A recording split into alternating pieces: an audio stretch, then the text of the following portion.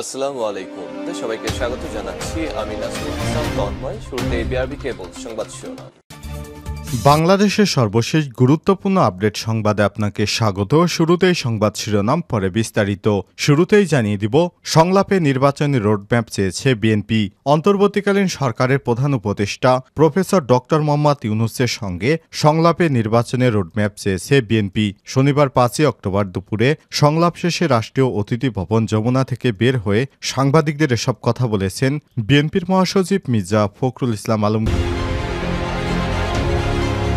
এরপর জানিয়ে দিব, রাষ্ট্র সংস্কারের রূপরেখা 9 অক্টোবর তুলে ধরা হবে বললেন বাংলাদেশ জামাত ইসলামের আমির। অন্তর্বর্তীকালীন সরকারের কাছে দুইটি রোডম্যাপ চেয়েছে বাংলাদেশ জামাত ইসলাম। একটি হচ্ছে সংস্কার, অন্যটি হচ্ছে নির্বাচনী রোডম্যাপ। শনিবার 5 অক্টোবর বিকেলে সংলাপ শেষে রাষ্ট্রীয় অতিথি ভবন যমুনা থেকে বের হয়ে সাংবাদিকদের এসব কথা বলেন বাংলাদেশ জামাত ইসলামের আমির ডা. শফিকুর রহমান।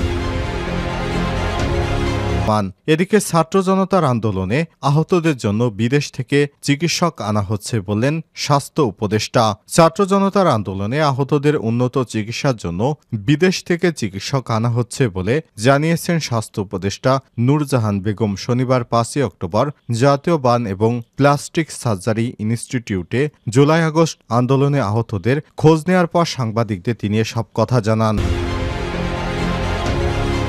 এদিকে খুলনায় বিএনপির দুই গ্রুপের সংঘর্ষ, কপাল পুরল 8 নেতার। খুলনা নগরীর খালিশপুর থানার 11 নং ওয়ার্ডে গত শুক্রবার 4 অক্টোবর রাতে বিএনপির সুধী সমাবেশে স্থানীয় বিএনপির দুই গ্রুপের সংঘর্ষে কমপক্ষে 15 জন আহত হয়েছে। এই ঘটনায় উভয় গ্রুপের 8 জনকে বহিষ্কার করেছে মহানগর বিএনপি। এছাড়াও তদন্ত কমিটি গঠন করেছে দলটি। জানাবো, যেতে না প্রায় 18,000 কর্মীকে মালয়েশিয়া পাঠানোর বিষয়ে কাজ করছে সরকার, জানালেন আইন উপদেষ্টা। প্রবাসী কল্যাণ বৈদেশিক কর্মসংস্থান উপদেষ্টা ড.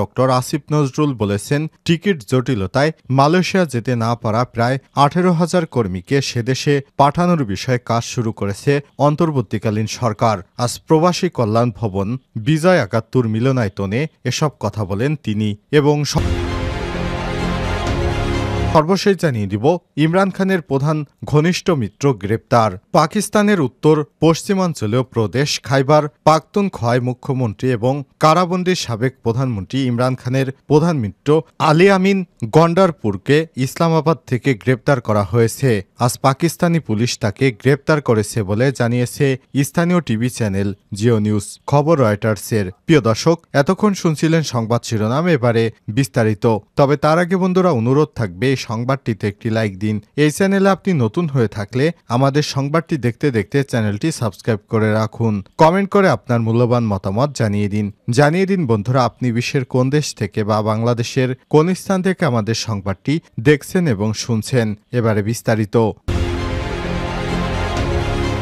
সংলাপে নির্বাচনের রোডম্যাপ চেয়েছে বিএনপি।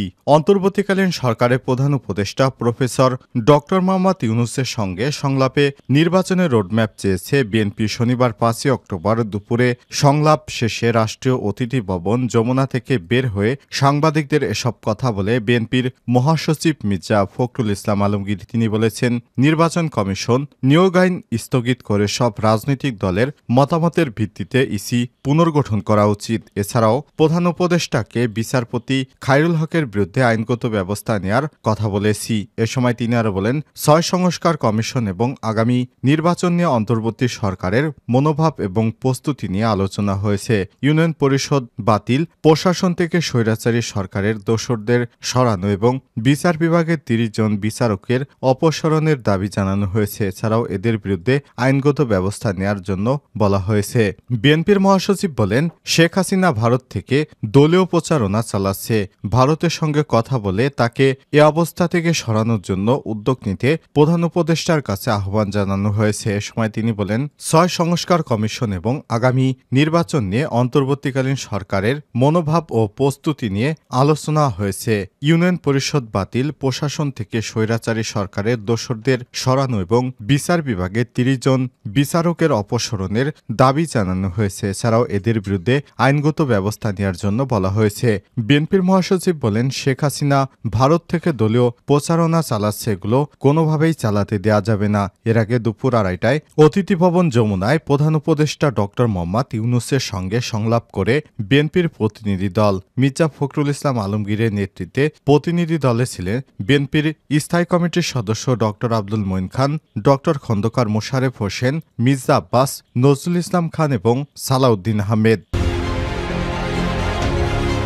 রাষ্ট্র সংস্কারের রূপরেখা 9 অক্টোবর তুলে ধরা হবে। জামাতের আমির অন্তর্বর্তীকালীন সরকারের কাছে দুটি রোডম্যাপ চেয়েছে বাংলাদেশ জামাত ইসলাম। একটি হচ্ছে সংস্কার, অন্যটি হচ্ছে নির্বাচনী রোডম্যাপ। শনিবার 5 অক্টোবর বিকেলে সংলাপ শেষে রাষ্ট্রীয় অতিথি ভবন যমুনা থেকে বের হয়ে সাংবাদিকদের এসব কথা বলেন বাংলাদেশ জামাত ইসলামের আমির ডাক্তার শফিকুর রহমান। ডাক্তার শফিকুর রহমান বলেন, অন্তর্বর্তীকালীন সরকারের কাছে দুটি রোডম্যাপের পাশাপাশি কিছু মৌলিক বিষয় সংস্কারের দাবি জানিয়েছি। আগামী 9 অক্টোবর জাতির সামনে কি কি সংস্কার প্রয়োজন তা তুলে ধরবে জামাত। পাশাপাশি দেশের আইন শৃঙ্খলা পরিস্থিতি নিয়ে বৈঠকের কথা বলেছেন তিনি বলেছেন, গত 3টা নির্বাচনে জাতি বঞ্চিত হয়েছে। আগামীতে জাতির সামনে একটা গ্রহণযোগ্য, সুষ্ঠু এবং শান্তিপূর্ণ নির্বাচন উপহার দেওয়ার পরিবেশ তৈরি করে দেওয়া মূল কাজ। সেজন্য মৌলিক বিষয়ে তাদের কিছু সংস্কার করতেই হবে। কি কি মৌলিক বিষয় সংস্কার করা উচিত সে বিষয়ে আমরা কথা বলেছি। জামাতের আমির বলেন, জনগণ এবং সরকার একসঙ্গে কিভাবে আইন শৃঙ্খলা পরিস্থিতি আরও উন্নত করতে পারি, সব ধরনের ষড়যন্ত্রের বিরুদ্ধে জাতিকে ঐক্যবদ্ধ রাখতে পারি, সেই বিষয়গুলো নিয়ে আমাদের কথাবার্তা হয়েছে।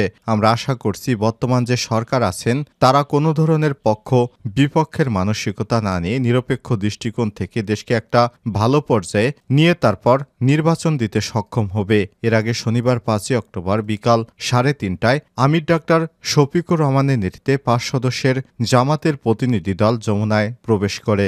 জামাত ইসলামের প্রতিনিধি দলে ছিলেন দলটির নায়েবে আমির অধ্যাপক মুজিবুর রহমান, ডাক্তার সৈয়দ আবদুল্লাহ মোহাম্মদ তাহের আনম, শামসুল ইসলাম, সেক্রেটারি জেনারেল মিয়া গোলাম পরোয়ার। ছাত্র জনতার আন্দোলনে আহতদের জন্য বিদেশি চিকিৎসক আনা হচ্ছে, স্বাস্থ্য উপদেষ্টা। ছাত্র জনতার আন্দোলনে আহতদের উন্নত চিকিৎসার জন্য বিদেশ থেকে চিকিৎসক আনা হচ্ছে বলে জানিয়েছেন স্বাস্থ্য উপদেষ্টা নূরজাহান বেগম। শনিবার 5 অক্টোবর জাতীয় বার্ন এবং প্লাস্টিক সার্জারি ইনস্টিটিউটে জুলাই-আগস্ট আন্দোলনে আহতদের খোঁজ নেওয়ার পর সাংবাদিকদের তিনি এসব কথা জানান। উপদেষ্টা বলেন, জুলাই আন্দোলনে আহতদের সর্বোচ্চ চিকিৎসার জন্য বিভিন্ন দেশ থেকে চিকিৎসক আনা হচ্ছে। হাসপাতালগুলোতে কিছু অনিয়ম রয়েছে উল্লেখ করে তিনি বলেন, এখানে বিভিন্ন ধরনের দুর্নীতি রয়েছে, এজন্য আমাদের সচেতন হতে হবে। ভোগান্তির অভিযোগ পেলে ব্যবস্থা নেওয়া হবে। একই সময় ডেঙ্গুর প্রকোপ নিয়ে স্বাস্থ্য অধিদপ্তরের মহাপরিচালক অধ্যাপক ডক্টর নাজমুল হোসেন বলেন, ডেঙ্গুতে মৃত্যু গতবারের চেয়ে এবার কম। হাসপাতালগুলোতে চিকিৎসক, নার্স বাড়াচ্ছি, সেই সঙ্গে স্যালাইন সহ যাবতীয় ওষুধ সরবরাহ বাড়ানো হচ্ছে। খুলনায় বিএনপির 2 গ্রুপের সংঘর্ষ, কপাল পুড়ল 8 নেতার। খুলনা নগরীর খালিশপুর থানার 11 নং ওয়ার্ডে গত শুক্রবার 4 অক্টোবর রাতে বিএনপির সুধী সমাবেশে স্থানীয় বিএনপির 2 গ্রুপের সংঘর্ষে কমপক্ষে 15 জন আহত হয়েছেন। এই ঘটনায় উভয় গ্রুপের 8 জনকে বহিষ্কার করেছে মহানগর বিএনপি। এছাড়াও তদন্ত কমিটি গঠন করেছে দলটি। পুলিশ এবং বিএনপির নেতাকর্মীরা জানান, খালিশপুর পিপলস গোলচত্বরে বিএনপির সুধী সমাবেশের আয়োজন করা হয়। সমাবেশ স্থলে সামনের চেয়ারে বসা ও মঞ্চে ওঠা নিয়ে বিএনপির নেতা সারোয়ার হোসেন ও যুবদল নেতা নাজমুল হক বাবুর সমর্থকরা তর্কে জড়িয়ে পড়ে। এক পর্যায়ে তা উভয় গ্রুপের মধ্যে সংঘর্ষে রূপ নেয়। এতে উভয় গ্রুপে কমপক্ষে 15 জন আহত হন। মহানগর বিএনপির আহ্বায়ক শফিকুল আলম মনা এবং সদস্য সচিব শফিকুল আলম তুহিন সহ অন্যান্য নেতারা উপস্থিত থাকার পর বিষয়টি শান্ত করেন। এই ঘটনায় সমাবেশ পণ্ড হয়ে যায়। খালিশপুর থানা বিএনপির সদস্য সচিব হাবিব বিশ্বাস বলেন, মঞ্চে ওঠা নিয়ে হাতাহাতি হয়েছে, এতে কয়েকজন আহত হন। তিনি হাসপাতালে তাদের দেখতে গিয়েছিলেন। খালিশপুর থানার ওসি রফিকুল ইসলাম জানান, বিএনপির সমাবেশে তাদের নিজেদের মধ্যে সামান্য হাতাহাতি হয়েছে।